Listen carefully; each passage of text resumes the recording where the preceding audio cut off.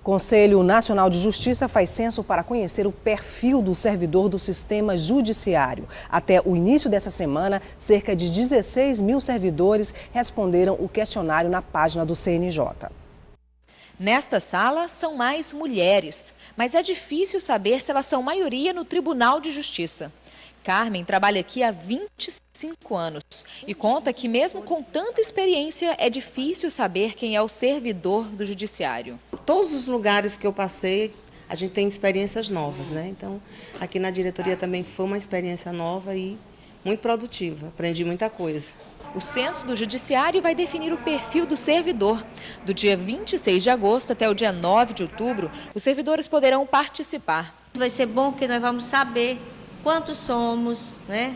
O que fazemos e todos os dados ali que são preenchidos pelo funcionário, são 43 perguntas que em menos de 5 minutos ele responde, todos os dados ali serão sigilosos, que o resultado dessa pesquisa será divulgada em fevereiro de 2014, né? Então, todos os funcionários irão participar dos tribunais, com exceção dos terceirizados e dos funcionários que são daqui, mas estão lotados em outros órgãos. O servidor pode responder o questionário no site do Conselho Nacional de Justiça. Perguntas sobre o trabalho no judiciário e o perfil do servidor.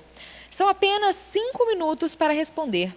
Porque a gente percebe que a característica, o perfil dos servidores é bastante homogêneo. São servidores jovens, a grande maioria com níveis de formação superior, mesmo ocupando cargos de nível fundamental e nível médio. Hoje nós temos quase 100% dos servidores, eu poderia dizer que aproximadamente 90% possuem nível superior e buscam qualificação constante. Temos muitos servidores que já possuem pós-graduação, possuem mestrados. Lembra da Carmen? A servidora tem 56 anos. Quanto à raça, ela diz branca. Já o Luiz tem 31 anos e marcou a opção pardo. Ela tem 25 anos no Tribunal de Justiça e ele começou a trabalhar no TJ em 2006. Com servidores tão diferentes, só um censo para conhecer o judiciário do Maranhão e do país. Bom, e a Associação dos Magistrados do Maranhão realiza a Semana de Valorização da categoria. Sobre este assunto, a gente vai conversar agora com o juiz Aureliano Ferreira. Ele é coordenador da Semana de Valorização e também diretor de prerrogativas da AMA. Bom dia, seja bem-vindo. Nós estamos aqui no plenário, onde todas as coisas acontecem, né? As grandes discussões acontecem aqui na Assembleia Legislativa, ao vivo pela TV Assembleia, canal 51.2, e você vai acompanhar agora essa entrevista. Bom, a gente viu aí a matéria a respeito do censo judiciário, que os servidores estão atendendo, 16 mil, né, que as pessoas estão atendendo, né, a esse chamado, mas esse censo ele também vai atingir os magistrados. Sim. Também.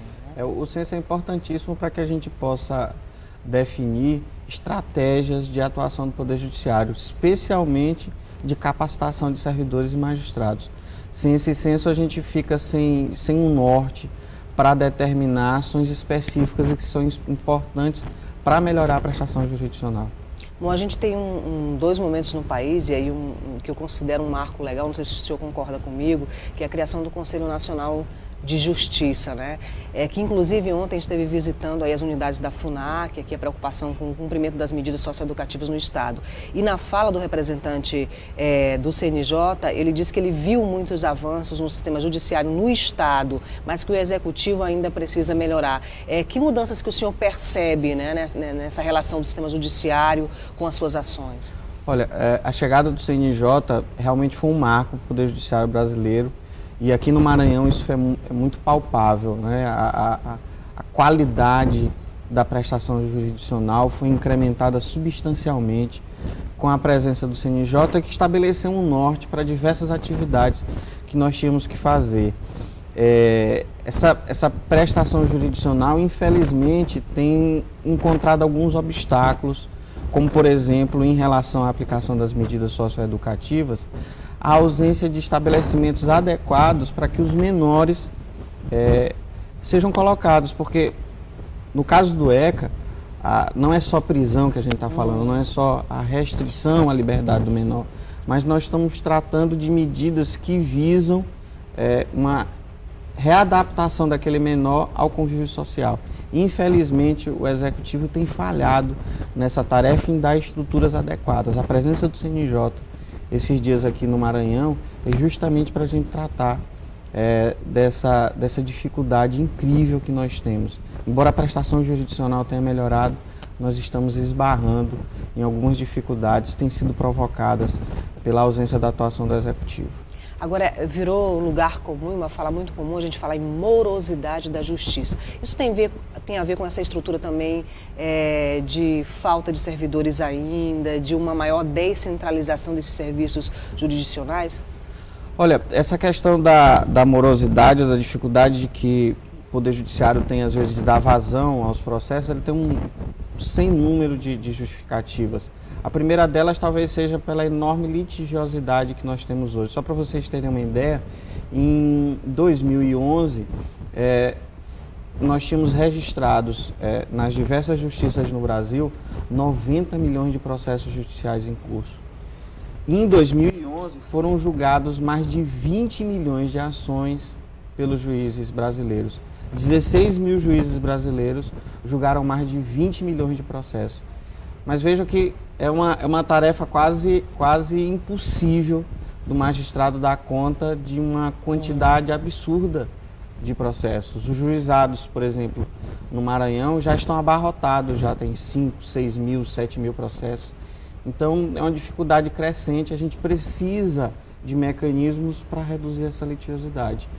Meios alternativos de solução de conflito, mediação, conciliação, a gente falta o Estado investir nessas alternativas para desobstruir o judiciário e o judiciário se preocupar de fato com aquelas questões que estejam mais ligadas a direitos e garantias fundamentais, ao papel fundamental do judiciário. Os juizados especiais, eles vieram contribuir, né, com essa proximidade, tanto da comunidade como também da solução dessas causas que a gente considera causas mais fáceis, né, de solução?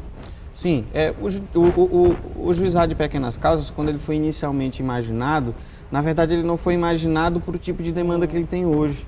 Ele foi imaginado de fato para conciliar questões que ocorriam nos bairros, nas associações de moradores. O juizado era pensado para tratar dessas questões. E hoje ele foi transformado numa vara judicial.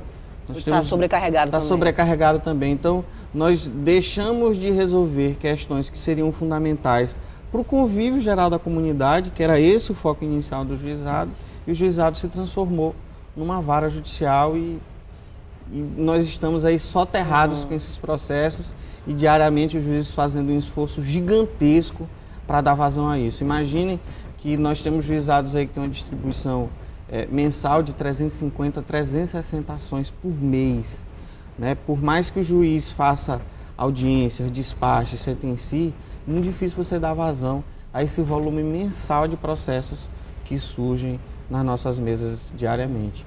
Bom, nessa semana de valorização da magistratura, há uma preocupação também com o papel desse juiz, né, com a função social que o juiz, né, tem, né, o seu trabalho junto à comunidade e a formação desse juiz para lidar com essas causas também, que é uma grande preocupação hoje com a formação, né, dos novos juízes que vão chegar aí também. Sim. Essa formação, ela tem, eu particularmente ingressei na magistratura nos fins de 2009, essa formação do juiz é uma formação que melhorou muito, né? Está muito voltada para a gestão, para o trato do magistrado com a pessoa. E a Semana de Valorização, ela tem por foco também apresentar para a sociedade um juiz que é uma pessoa como qualquer outra. Nós temos as nossas necessidades, a gente quando vai para o nosso trabalho deixamos as nossas famílias em casa, abdicamos do convívio social para tentar dar essa prestação jurisdicional que o maranhense e o brasileiro merecem. E isso implica enormes sacrifícios por parte do juiz. Então, o objetivo é só não mostrar o esforço que nós estamos tendo diariamente para conseguir suplantar o enorme número de processos, mas também mostrar que por trás daquele juiz, por trás daquela toga, existe uma pessoa como qualquer outra, que se esforça como qualquer outra para que faça valer esses direitos do cidadão maranhense. Inclusive, nós fizemos um vídeo né? O Antes de Julgar é Preciso Conhecer, que está disponível no YouTube, e que no YouTube e no Facebook e é uma ferramenta para mostrar também essa realidade, né? Foram acompanhados durante uma semana 2 juízes, um da capital e um do interior, mostrando um pouco dessa realidade do seu convívio diário com a família e com o trabalho. É um vídeo muito interessante. Aliás, esse vídeo a gente vai estar mostrando, doutor Aureliano, na TV Assembleia a partir de hoje, na nossa programação, para as pessoas terem acesso, né, ao conteúdo desse vídeo, né?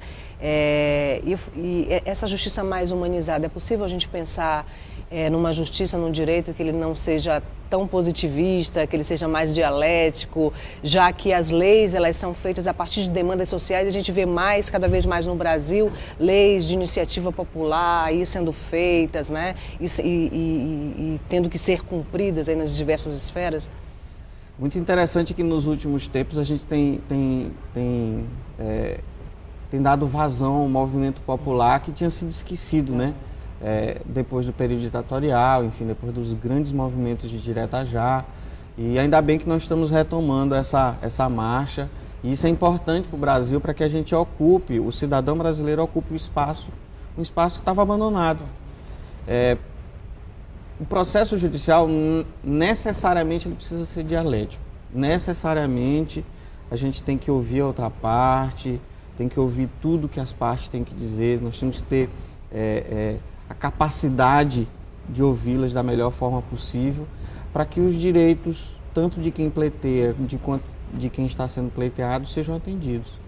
Então, é um preceito da magistratura, é um preceito firmado na garantia constitucional de respeitar sempre o direito das partes se manifestarem dentro do processo. Isso o juiz jamais cerceará de nenhuma das partes. Bom, essas manifestações que aconteceram aí nos últimos meses e que continuam acontecendo, né, de forma, né, mais difusa, né, elas estão fazendo, né, a sociedade brasileira pensar o executivo e o executivo se repensar, né? Isso também está acontecendo com o judiciário, Claro. ou seja, ou com outras instituições, tanto o judiciário quanto o legislativo, o senhor percebe dessa maneira? Claro. Há sempre uma tentativa de uma melhora constante, né?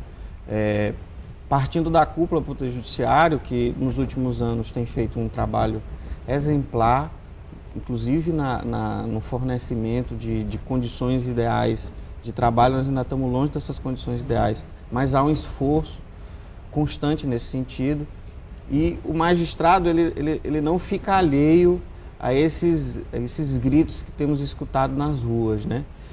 Agora, o magistrado ele só atua mediante provocação, né? Então, a gente precisa ser provocado para tomar qualquer atitude, seja contra alguma denúncia de corrupção, seja contra alguma denúncia de mal aplicação do dinheiro público. Olha, esse dinheiro deveria ter sido aplicado aqui, foi aplicado ali.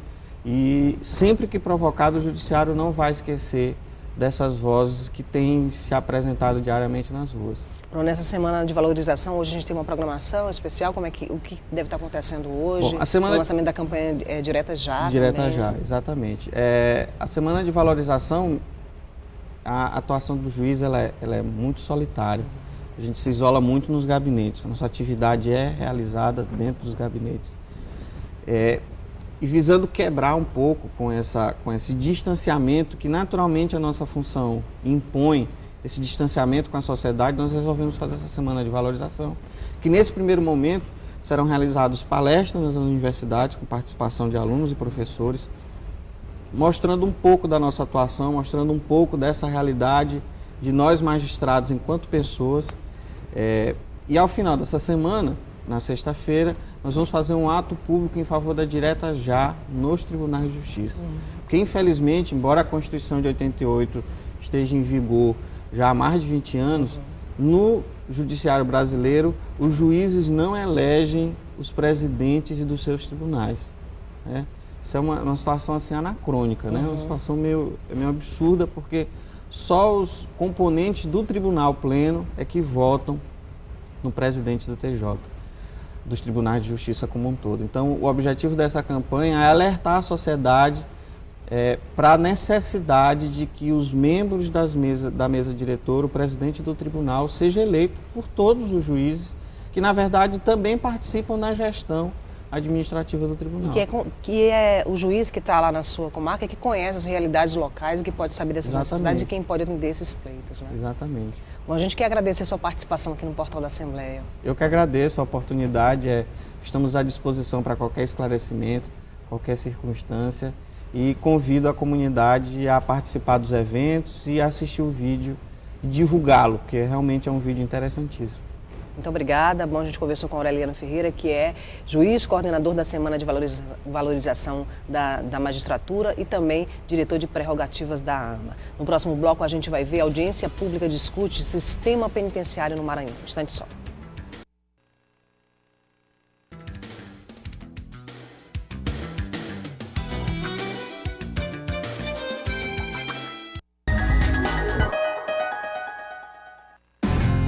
Eu faço imitações de gente famosa. As aparências podem enganar, mas as digitais não. Ninguém pode se passar por outra pessoa. O recadastramento biométrico começou em várias cidades do país. É a Justiça Eleitoral tornando as eleições ainda mais seguras. Verifique se na sua cidade está acontecendo a biometria, pois quem não comparecer no prazo terá seu título cancelado.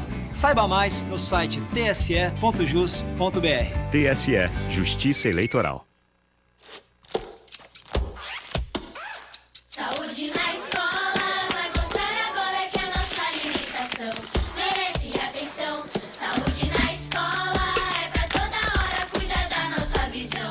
É a melhor lição. Participe das ações do programa Saúde na Escola 2013.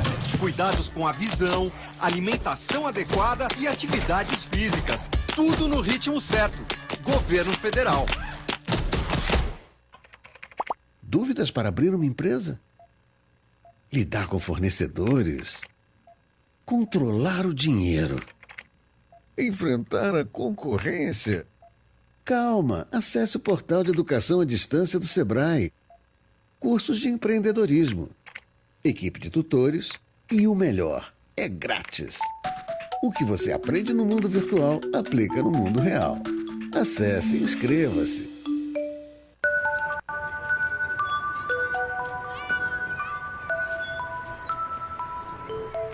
Não é apenas na certidão de nascimento que um pai faz falta.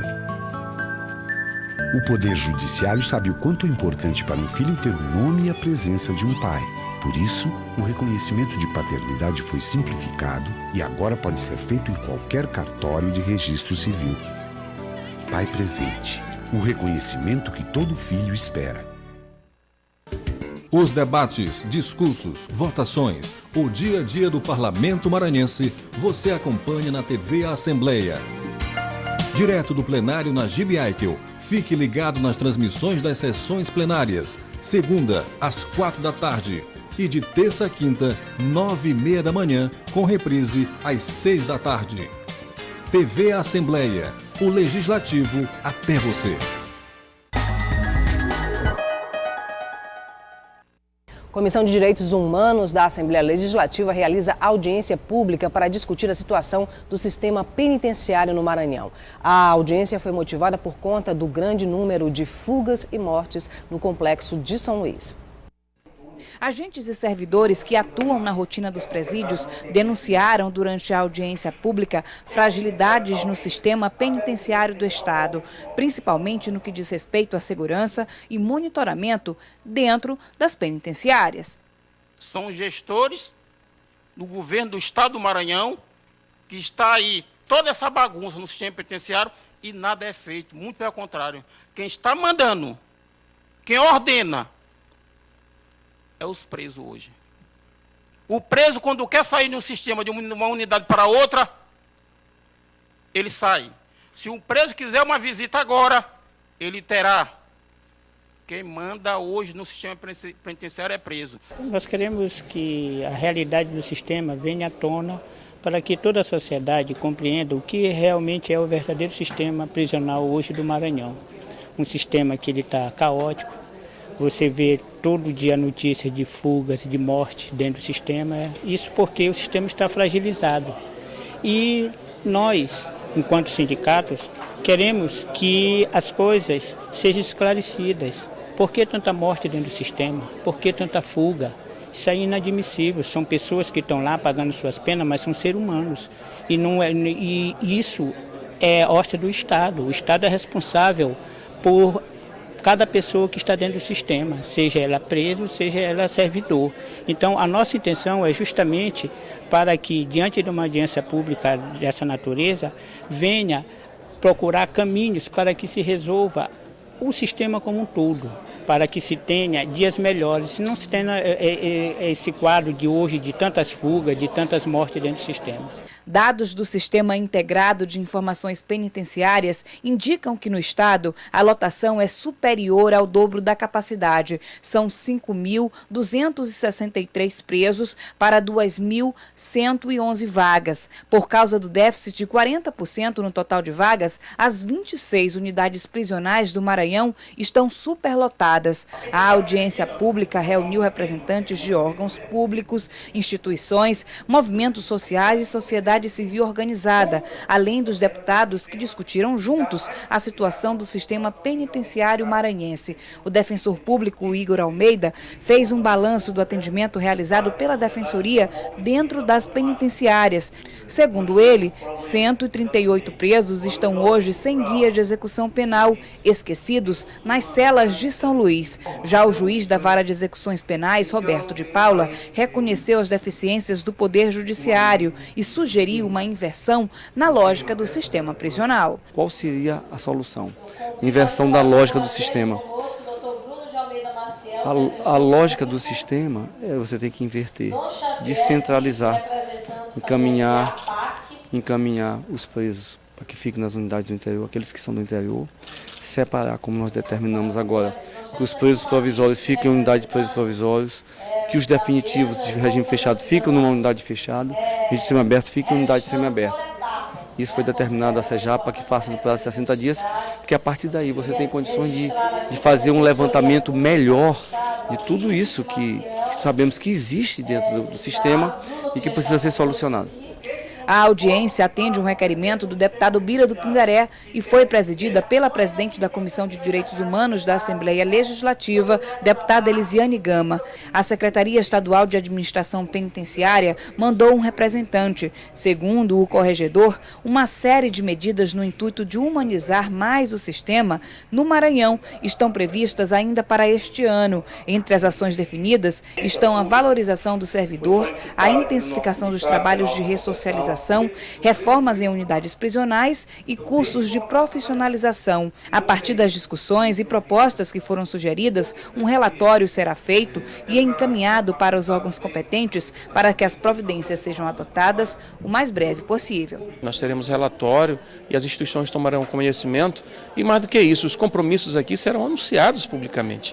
Está sendo tudo devidamente registrado, gravado, para que as instituições possam ter o respaldo necessário para tomadas de medidas urgentes e necessárias para resolver a situação, ou pelo menos atenuar o quadro lastimável que é o sistema penitenciário no estado do Maranhão. E mais uma morte foi registrada no complexo penitenciário de São Luís. Nós vamos ao vivo com o repórter Vônis Mascarenhas. Vônis, bom dia. Bom dia, Cristiane. A crise no sistema penitenciário continua grave. Para se ter uma ideia, desde sábado até hoje já foram registrados mais 4 assassinatos no complexo penitenciário do Maranhão. O último ocorreu ontem. Johnny Jefferson Ribeiro apareceu morto em uma das celas do Centro de Custódia de Preso de Justiça. Ele foi ferido com uma arma branca. Até agora, a SEJAP, Secretaria de Justiça e Administração Penitenciária, ainda não desvendou o crime. O número oficial de quantos presos foram assassinados em 2013 ainda não foi divulgado pela SEJAP. Esse número pode ser acrescido, os 4 assassinatos de sábado até hoje podem ser acrescidos dos 21 casos que já haviam sido registrados no mês anterior, no mês de julho. Esses 21 casos já haviam sido divulgados e, portanto, teríamos no mínimo 25 presos assassinados dentro do complexo penitenciário do Maranhão. O secretário Sebastião Uchoa chegou a anunciar, a sugerir como medida para contenção dessa crise no sistema penitenciário a construção de uma cadeia de de segurança máxima a ser construída aqui em São Luís. Também mencionou que existem pelo menos 8 unidades espalhadas pelo Maranhão que teriam de 200 a 250 vagas a mais. E claro, como foi dito na reportagem de Natália Macedo, medidas de ressocialização dos presos para combater o ócio e principalmente para tirar os presos provisórios e os presos que estão ingressando no sistema penitenciário e mantê-los longe das facções criminosas que estariam agindo dentro do complexo penitenciário do Maranhão. Cristiane. Representantes do Conselho Nacional de Justiça fizeram visita às unidades da FUNAC em São Luís. A visita faz parte do projeto Justiça Jovem, que visa garantir o cumprimento das medidas socioeducativas de acordo com as prerrogativas do SINASE. Os integrantes do Conselho Nacional de Justiça visitaram as unidades do Canaã, no Vinhais, e a do Alto da Esperança, onde hoje estão internados 9 socioeducandos. Também na visita, representantes do Ministério Público, Tribunal de Justiça, Defensoria Pública e da Comissão de Direitos Humanos da Assembleia. O Maranhão tem hoje 74 jovens cumprindo medidas socioeducativas em 7 unidades, 5 na capital e 2 em Imperatriz. A unidade da FUNAC, na Maiobinha, foi interditada por não estar atendendo às prerrogativas do SINASE, mas o Estado anuncia melhoria na estrutura das unidades. 3 reformas já foram autorizadas pelo governo do Estado, 2 delas já vão entrar em reforma ou em processo de licitação dia 16 e 17 de setembro.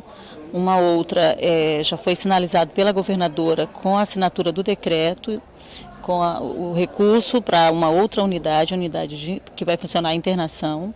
A unidade de Imperatriz regionalizada já está em processo de licitação, um recurso do governo federal. Essa reforma deve acontecer nos padrões do Sistema Nacional de Atendimento Socioeducativo, como todas as outras reformas da FUNAC, né? O Maranhão está na lista dos estados com situação mais crítica em relação ao cumprimento das medidas socioeducativas. Estamos aqui num terceiro momento, na realidade, né? E esse terceiro momento tem a ver mais com a ideia de apresentar algum tipo de contribuição para o Poder Judiciário e o Poder Executivo locais tentarem conseguirem melhorar aquilo que de fato existe. A gente percebe, por exemplo, que no Judiciário já houve mudanças muito importantes em relação à especialização de varas e de juízes, a capacitação dos servidores, dos próprios magistrados. Mas em relação ao Executivo ainda falta muita coisa a ser feita, né? Nós tivemos agora, essa foi a segunda unidade que nós visitamos aqui em São Luís, e a gente percebe, pelo menos nessas 2 unidades, que é possível melhorar. Nós estamos aqui com a presidente da Comissão de Direitos Humanos, deputada Elisiane Gama, que esteve ontem na visita, acompanhando a visita do CNJ às unidades da FUNAC. Bom dia, Elisiane. Bom dia, Cristiane. Bom, deputada, a gente viu aí na fala, né, do representante do CNJ que ele viu algumas mudanças no sistema judiciário, mas que na questão do executivo ainda algumas coisas precisam melhorar, né? É isso que a Comissão, na verdade, de Direitos Humanos tem acompanhado e tem visto, né, nessas visitas, nessas fiscalizações e nas audiências públicas. Né? Exatamente, porque para a gente resolver o problema da infância, e não somente da infância, na verdade, de uma forma geral, a ação precisa ser conjunta. O papel do Estado, do Executivo, Cristiane, ele é extremamente preponderante por um princípio fundamental, que é o princípio orçamentário. Você tem, por exemplo, hoje, uma legislação vasta no Brasil, ECA, enfim, vários pontos específicos hoje que nós avançamos no Brasil a partir de uma ação conjunta da sociedade civil organizada. Agora, para a execução efetivamente dessa legislação, para fazer valer essa lei, você precisa de uma ação da Justiça, naturalmente, a sensibilidade, por ser a magistratura no país, mas ao mesmo tempo também o Estado precisa dar as condições. Você vê, por exemplo, hoje nós temos uma ação judicial que interdita a unidade da Maiobinha, o caminhar da unidade ainda não aconteceu, graças a Deus agora, depois de toda uma força, de uma pressão, nós tivemos um anúncio de uma autorização da reforma dessa unidade, inclusive, que nós visitamos também, a unidade do Vinhais, mas ainda é muito aquém. Nós precisamos ter efetivamente uma aplicação orçamentária maior.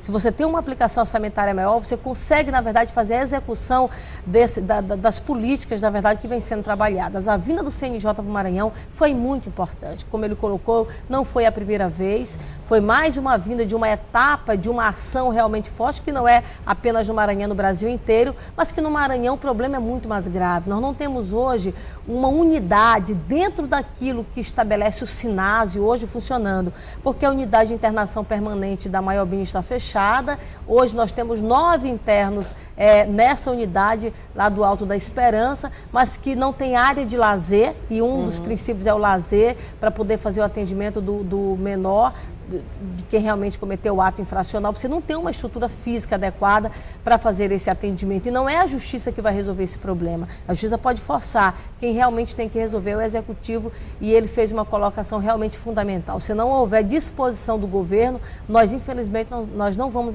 avançar nessa política da infância. Bom, a gente está falando aí de 74 jovens socioeducandos hoje que estão sendo atendidos pelo SINASE aqui no Maranhão.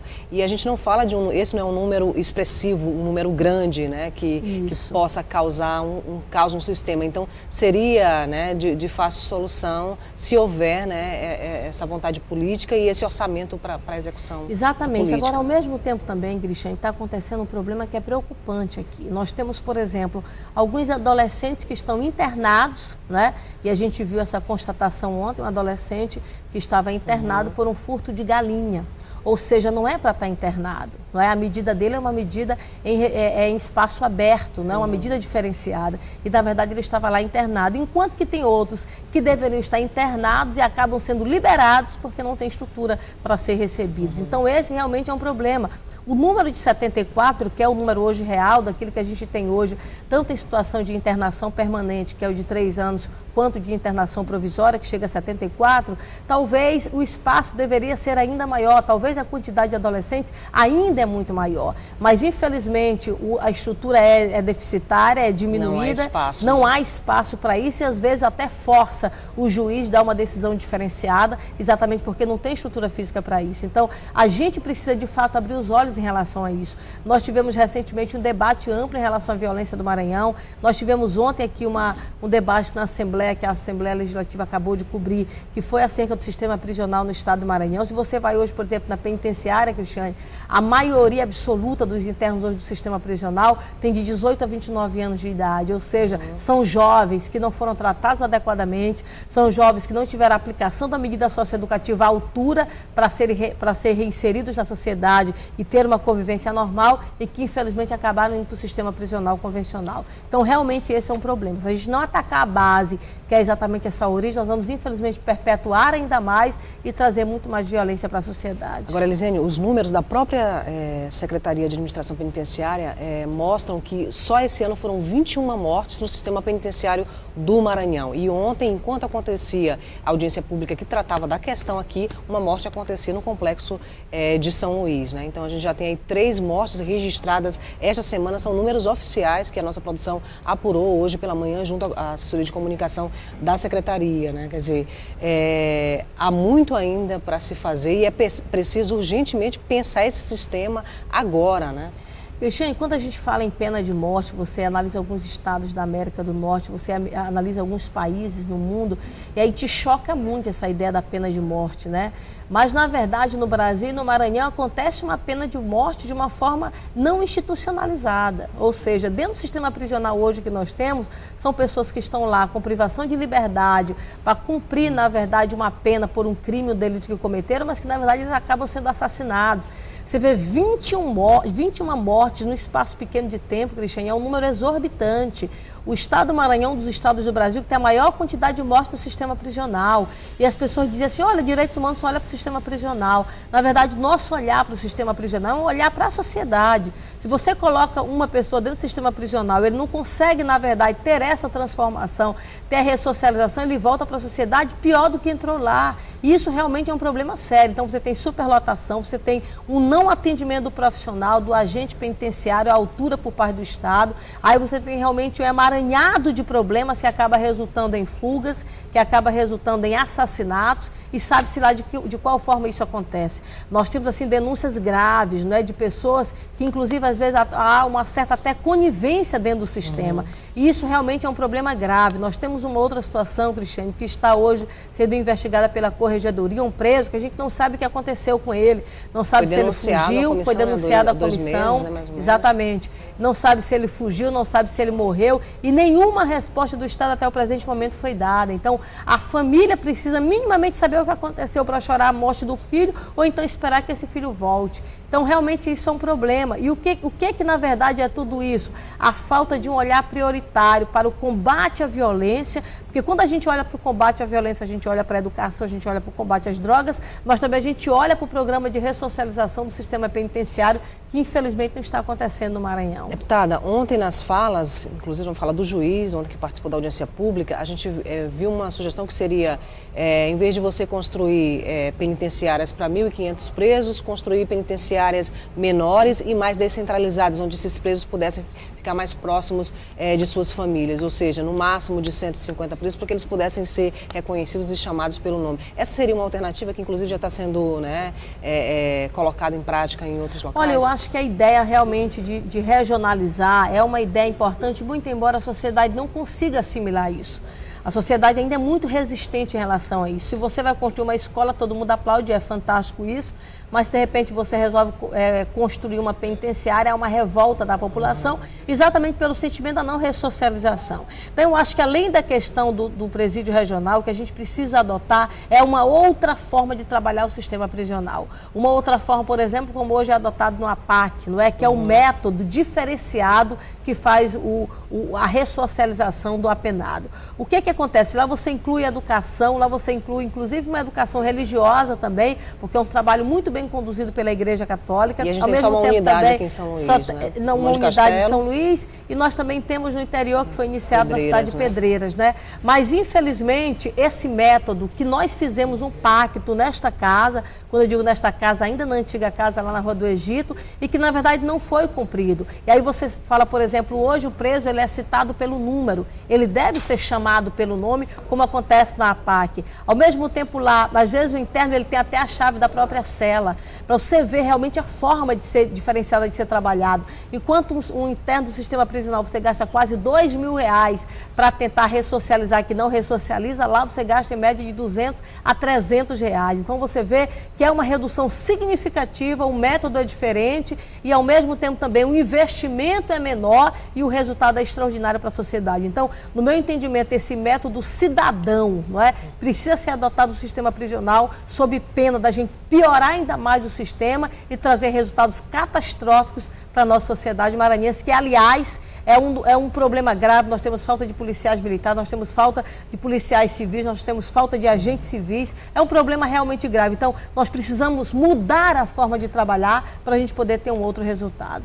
Bom, deputada, a gente quer agradecer a sua participação aqui no Portal da Assembleia, só lembrando que hoje tem audiência pública para discutir a questão dos planos de saúde. Exatamente, né? É uma ação conjunta da Comissão de Direitos Humanos, Comissão de Assuntos Econômicos e Comissão de Saúde. Nós queremos, inclusive, convidar as pessoas que se sentem também lesadas para que possam participar. A gente está com foco na Unimed, mas todos os demais planos também, que eventualmente alguém tem algum fato a trazer novo a essa comissão, a gente estará recebendo hoje à tarde. Deputada, muito obrigada. Nós conversamos com a presidente da Comissão de Direitos Humanos, deputada Elisiane Gama, e às 3 da tarde a TV Assembleia vai estar transmitindo ao vivo essa audiência pública que vai discutir a questão dos planos de saúde. Um ótimo dia para você, daqui a pouquinho tem transmissão ao vivo da sessão plenária.